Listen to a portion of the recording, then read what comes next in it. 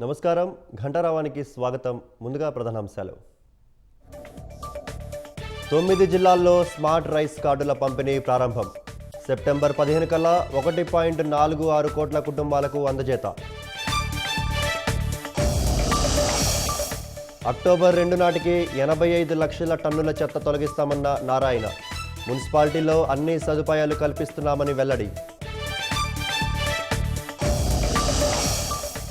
విజయనగరం జిల్లాకు కృషి విజ్ఞాన కేంద్రం మంజూరు. 20 హెక్టార్లలో ఏర్పాటు కానుందన్న ఎంపీ కలిశెట్టి.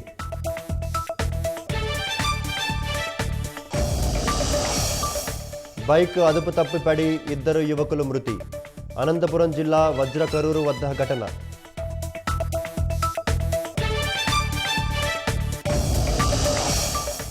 జైలు నుంచి ప్రభుత్వాల్ని నడిపే పరిస్థితి దేశంలో రాకూడదు. ప్రధాని జైలుకెళ్లినా రాజీనామా చేయాల్సిందేనన్న అమిత్ షా.